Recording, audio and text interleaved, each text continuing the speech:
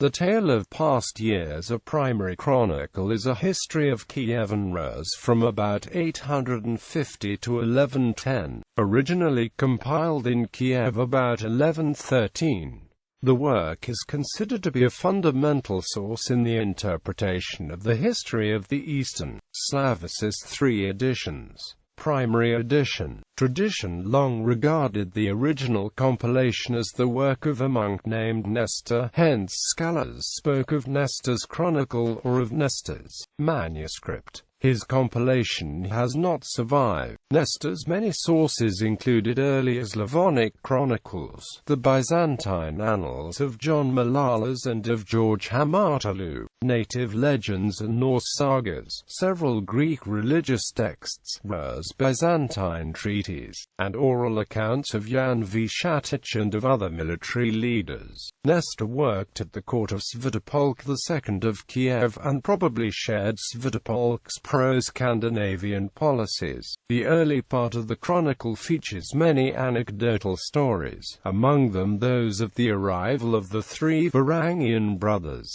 the founding of Kiev, the murder of Askold and Yaya, the death of Oleg, and a vengeance taken by Olga, the wife of Igor, on the Drevlins, who had murdered her husband. The account of the labors of Saints Cyril and Methodius among the Slavic peoples also makes a very interesting tale, and to Nestor we owe the story of the summary way in which Vladimir the Great suppressed the worship of Perun and other traditional gods at Kiev. 2nd edition in the year 1116. Nestor's text was extensively edited by Hegumen Sylvester, who appended his name at the end of the chronicle, as Vladimir Monomach was the patron of the village of Vidlabaichi where his monastery is situated. The new edition glorified that prince and made him the central figure of later narrative. This second version of Nestor's work is preserved in the Laurentian Codex.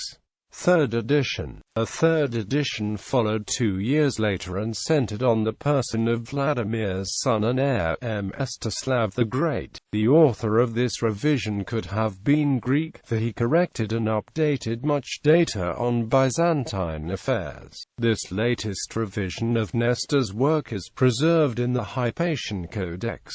2 manuscripts, because the original of the chronicle as well as the earliest known copies are lost. It is difficult to establish the original content of the chronicle. The 2 main sources for the chronicle's text as it is known presently are the Laurentian Codex and the Hypatian Codex. The Laurentian Codex was compiled in what are today Russian lands by the Nizhegorod monk Laurentius for the Prince Dmitry Konstantinovich in 1377. The original text he used was a lost codex compiled for the Grand Duke Mikhail of Tver in 1305. The account continues until 1305, but the years 898 to 922, 1263 to 83 and 1288 to 94 are missing for reasons unknown. The manuscript was acquired by the famous Count Musin Pushkin in 1792 and subsequently presented to the National Library of Russia in St. Petersburg. The Hypatian Codex dates to the 15th century. It was written in what are today Ukrainian lands and incorporates much information from the lost 12th century Kievan and 13th century Halichian chronicles.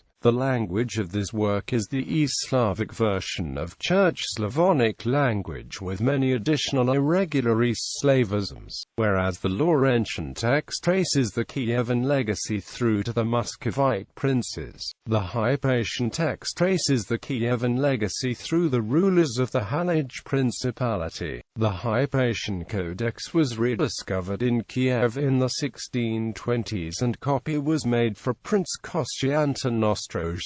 A copy was found in Russia in the 18th century at the Ipatiev monastery of Kostroma by the Russian historian Nikolai Karamzin. Numerous monographs and published versions of the chronicle have been made, the earliest known being in 1767. Alexei Shakhmatov published a pioneering textological analysis of the narrative in 1908. Dmitry Lykachov and other Soviet scholars partly revisited his findings. The versions attempted to reconstruct the pre-Nestorian chronicle, compiled at the court of Yaroslav the Wise in the mid-11th century. Assessment: unlike many other medieval chronicles written by European monks, the tale of bygone years is unique as the only written testimony on the earliest history of East Slavic people. Its comprehensive account of the history of Rus is unmatched in other sources, although important correctives are provided by the Novgorod First Chronicle. It is also valuable as a prime example of the Old East Slavonic literature.